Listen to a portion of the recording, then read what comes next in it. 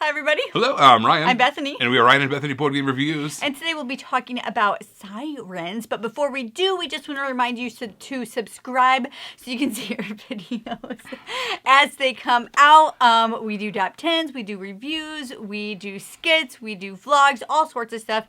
So just make sure to subscribe so you can see our videos as they come out. All right, Sirens is designed by Art Casey, and it is published by Envy Born Games. As you can probably tell from the box, this is a micro game. There's only 18 cards that are actually part of the gameplay in this game, and this is a two-player or solo mode. But the way we play it is two-player. This is a two-player game where you are trying to attract sailors to you with your very alluring song that you're creating.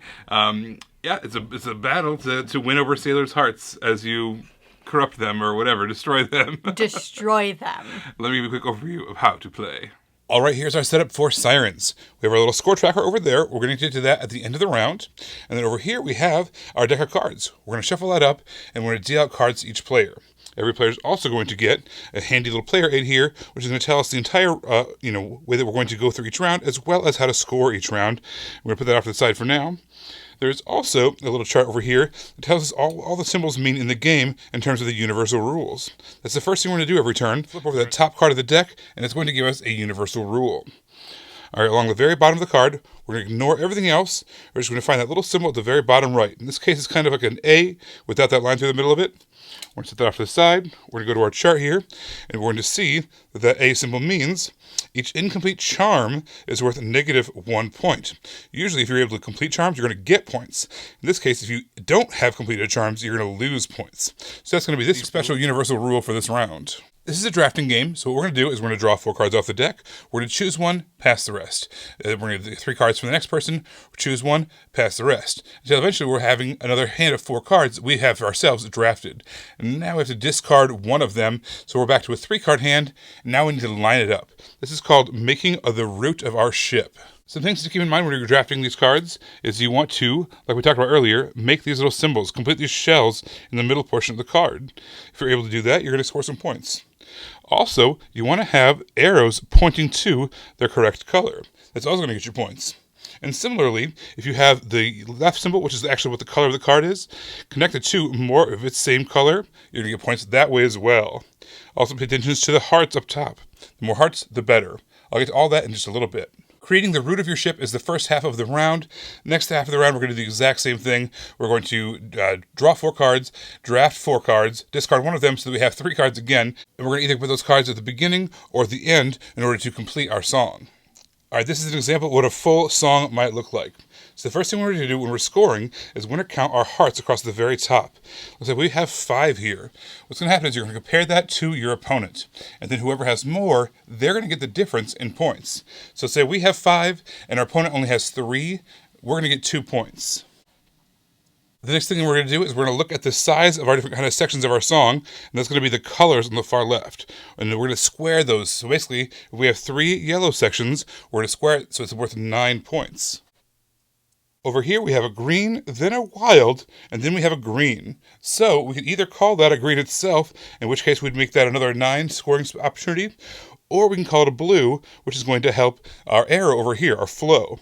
Let's just call it a blue for now, so in which case we have 1, which is a green song, a blue 1 song, and another green 1 song. So basically 1, 1, and 1.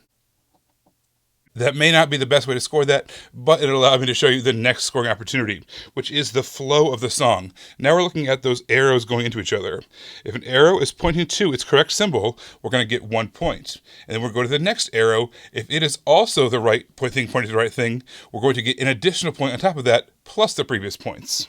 So here we have green going to a yellow, no points. We've got green going to a yellow, no points. We've got green going to a green. All right, so we're going to be worth 1 point. Now we've got blue going to a blue. That's going to be worth 2 points. And now this is a multicolored arrow. Here's a wild. We're going to call that a green. We've got a green going to a green. That's going to be worth 3 points. So those kind of stack on top of each other. The more you have those arrows flowing into each other the right way, the more points you're going to get. Now we're going to add up our shells. Over here we have 3 points worth of shells, so we're going to add 3 points. We have the correct thing matching up on both halves. But don't forget, we also have our universal law over here, which is going to kind of mess with us a little bit. In this case, it said the unfinished ones are worth -1 point each.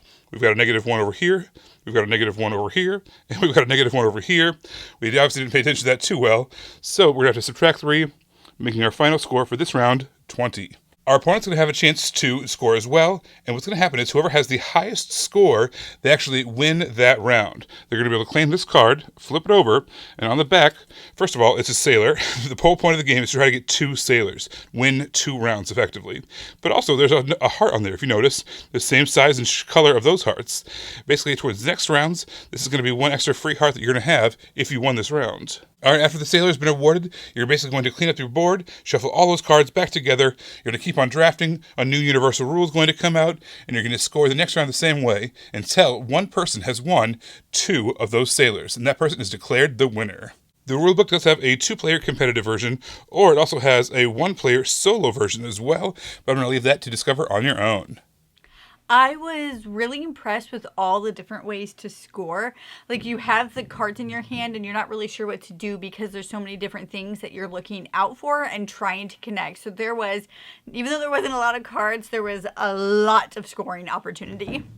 So as you're playing, you're actually laying out these cards, making a song, and the songs all have actual real notes on a musical cleft. And what you can do is there's actually an app that you can download, scan your cards, and it'll play the song for you that you created. So it has no bearing on the actual gameplay, but if you are just interested to see, like, what's that sound like? What's the song I just created? You can actually, like, listen to it here being played by the app, which is kind of fun. Drafting in this game is really difficult. That's the game, right? You're drafting to build your song, but you kind of want everything, and it's hard to give stuff away, and it's hard to take stuff because you want it all. And I can assure you that there is 0 hate drafting in this game because you are way too focused on your own song. You're not even looking at what they're doing. You have no idea what they're trying to put together because you have no idea what you're trying to put together. So the drafting, even though it's like what the game is, was very, very difficult. There was a universal rule that would come out every round, which was really interesting because it was a rule-breaking scenario of some kind. You learned the rules, but then what you should do, you'd flip over one card, the bottom would be a symbol, you'd reference what that symbol was, and it would tell you what was going on that round. Maybe things scored differently, or maybe there were special abilities, or maybe there was extra cards, or whatever the case was. For that round, you were playing a different version of the game, essentially. Yeah. So in that way, you had lots of replayability. You felt like you were doing different things every time you played. Yeah, so this game, while it was fun to draft and do all of that, the scoring really leaned into the theme. There's just a lot of words in the game that you're like, I don't know what you're talking about. That happened a lot. So it was actually hard for me to score. Like, Ryan walked me through the first time we played, like 2 or 3 times how I got the score that I got, and I still was a little confused. If it was up to me having to read the rule book by myself and teaching it, we just wouldn't have played.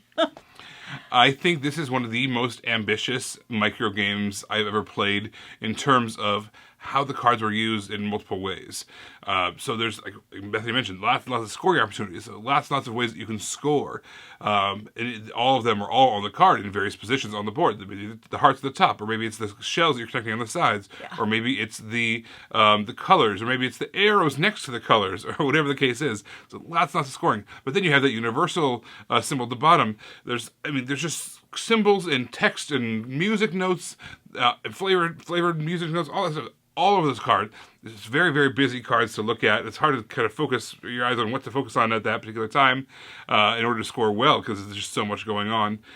It's very, very ambitious. So it takes a few plays to get used to because of how much is going on here. Yeah. But because of that, it's also kind of a very clever design, able to cram that much information onto one card. And once you're able to kind of, use your, figure it out with your brain, you can kind of score more optimally. Yeah, or just have your partner score it for you. You can do it that way too. So for a 2-player game, it takes up very little space on your shelf, very little space on your table.